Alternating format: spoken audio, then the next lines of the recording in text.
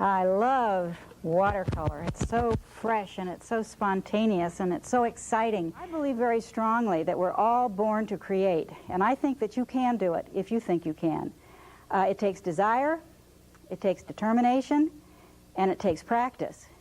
But even more important when it comes to watercolor, it takes learning the basic skills and understanding the fundamental principles.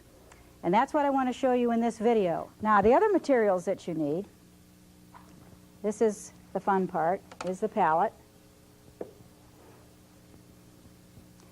You need a white watercolor palette so that you can get the effect of the color from the palette itself without having a disturbing color around it.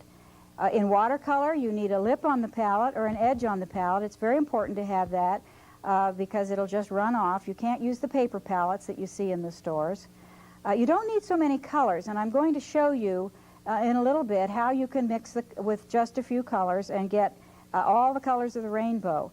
And another thing that I think you might want to have with your palette is a lid on the palette, because these watercolor paints do not have to be thrown away once you've finished working with them.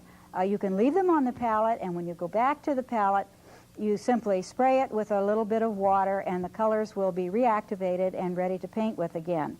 So you really can save your paints and not have to wash them down the drain. The palette, you also can use a sponge.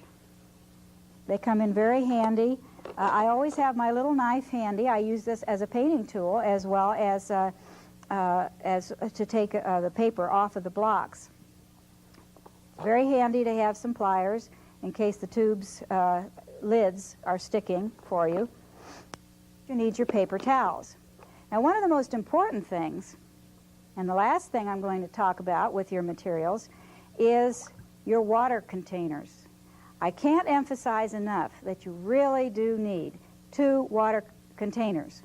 As you can see, I've been working a lot with red here, and I have one container that is full of red water and the other one that is very clear.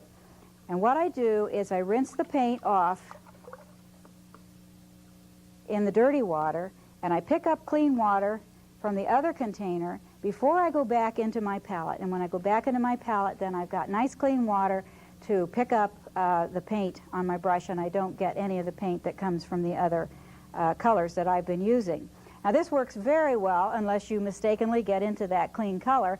And I should remind you of one other thing that you want to be very careful about, and I know this from experience, that if you're a coffee drinker or a tea drinker, you always put your coffee or tea on the opposite side of your palette from where you put your water, because I can guarantee you you're going to get right into that tea instead of into your water at some point in the frenzy of painting. In this little video, what I've tried to do is give you an idea of what the most basic things are that you need to know to paint in watercolor. These are the books that I've published within the last few years. It's important for you to learn the basics, and what you do in order to accomplish this is you read the books, you take classes, and most important, you practice and you believe in yourselves.